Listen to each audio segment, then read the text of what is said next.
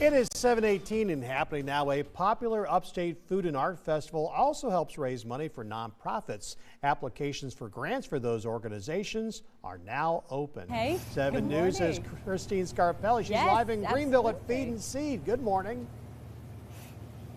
We're excited to be here, yes, with several nonprofits that have received a grant in the past that has made a pretty big impact on their organization. So we're at Feed and Seed this morning in Greenville, which we gotta mention, they do so many great things, including the food share box. They create the little to-go meals that you can bring. You can come grocery shop, SNAP and EBT accepted here.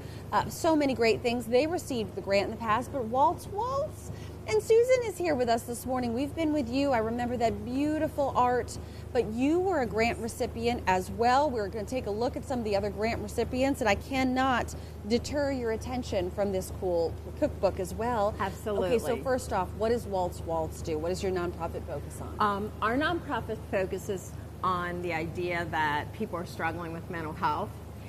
We lost my son by suicide August 22nd of 19, and then, as you know, 2 days later, my son Will, who's co-founded our nonprofit, said we'll start a movement, and if we change, save one life, it'll be worth it.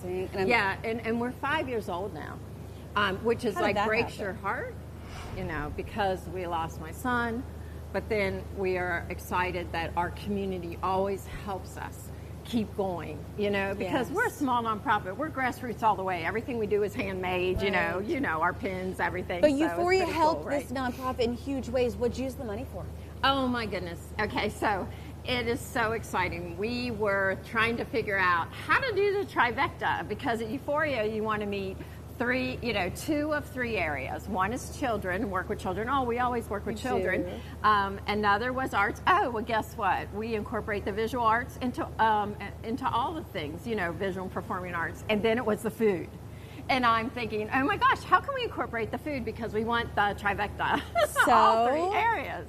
Yes. So what happened was we decided, it made me think, and this is why I'm telling you out there, if you're thinking about considering to apply for this grant, it will make you think. So I was like, how can we not deter from our mission? And so our big focus lately has been on isolation and loneliness. And what brings people together but food? It really does. Right? We talk about it on this side all the time. Absolutely. On the TV side. And the cookbook, so neat. All the different things you were able to do to further that mental health.